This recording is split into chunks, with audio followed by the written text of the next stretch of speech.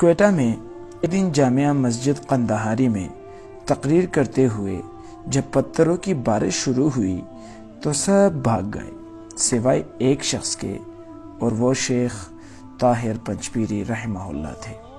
پتھروں کی برسات کے دوران توحید کی صدا بلند کر رہا تھا۔ ایک سپاہی نے عرض کیا کہ بس کریں، سارا جسم تو خون سے لت ہو چکا ہے۔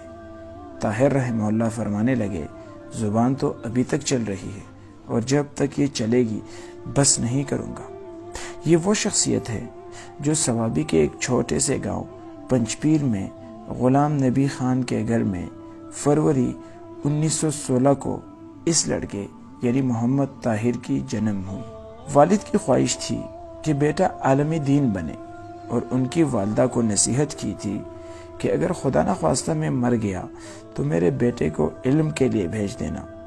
والد کا انتقال بچپن میں ہی ہو گیا، اور بچپن ہی سے یتیموں سے جو سلوک ہوتا ہے وہ سہ لیا۔ وہ سب کچھ دیکھا کہ باطل پرست مولوی کیسے یتیموں کا حق کھاتے ہیں، اور دل ہی دل میں تہیہ کر لیا کہ میں نے ان مولویوں کو یتیموں کا مال اور نہیں کھانے دینا ہے۔ بہت ہی کم عمری میں اس وقت کے علماء سے علم حاصل کرنے کا سلسلہ شروع کیا۔ پھر دارالعلوم دیوبند چلے گئے اور وہاں مولانا اعزاز رحمہ اللہ جیسے بڑے بڑے شخصیات سے علم کے موتی حاصل کی، اور پھر انہی کے حکم پر 1 سال بلند شہر میں تدریس کے فرائض سر انجام دیے۔ پہلے مرحلے میں انہوں نے حسین علی الوانی رحمہ اللہ سے تدریس سیکھی۔ اس کے بعد حج کے لیے روانہ ہوئے۔ وہاں شیخ الاسلام عبید اللہ سندھی سے قرآن و حدیث کے موتی حاصل کر کے واپس آنے کا ارادہ کیا تو شیخ عبید اللہ سندھی نے کہا کہ مت جاؤ، پختون قوم بہت سخت قوم ہے، وہاں تم توحید بیان کرو گے تو وہ تمہیں مار دیں گے۔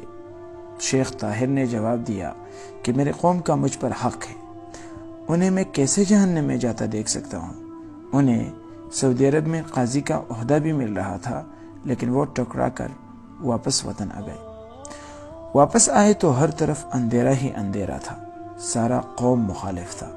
ہر طرف سے یا شیخ عبد القادر جیلانی، پیر بابا مدد وغیرہ کی پکار تھی، مطلب ہر طرف شرک و بدعات تھی، اور ان سب صداؤں کے درمیان میں ایک اللہ کی توحید کی صدا بلند کرنے والا تھا، اور وہ مرحوم طاہر رحمہ اللہ تھے۔ ابتدا اس نے اپنے گاؤں کے 2-3 لڑکوں کے لیے اپنے ہی پیسوں سے قلم، دوات اور تختیاں لی، اور ان کو قرآن کریم کی ابتدائی تعلیم دینے لگے، اور ساتھ ساتھ عقیدہ توحید بھی سمجھانے لگے۔ پھر باقاعدہ درس قرآن شروع کیا تو مخالفین عروج پر تھے۔ یہ شخصیت اکیلا ان کا مقابلہ کرتا چلا گیا، ہر باطل مخالف تھا۔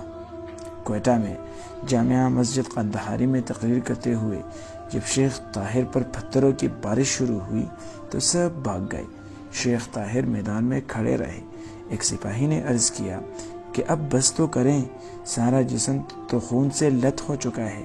شیخ طاہر فرمانے لگے کہ زبان تو ابھی تک چل رہی ہے، اور جب تک یہ چلے گی بس نہیں کروں گا۔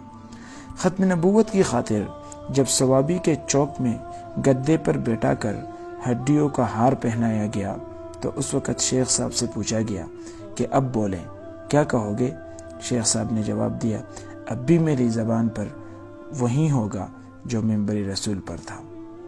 مخالفین سخت تھے اور بہت بھی تھے۔ ایک اور دفعہ صوابی میں جب سخت سردی میں تالاب میں لٹایا گیا اور سینے پر بڑے بڑے پتھر رکھے گئے، پھر بھی اپنا مشن نہیں چھوڑا۔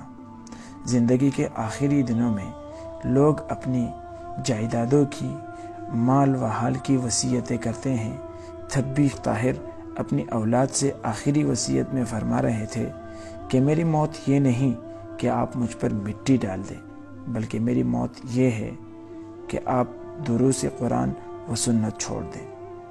31 مارچ 1987 کو یہ علم و عمل کا باب بند ہو گیا۔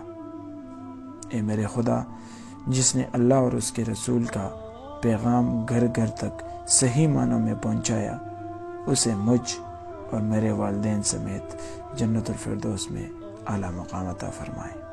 آمین۔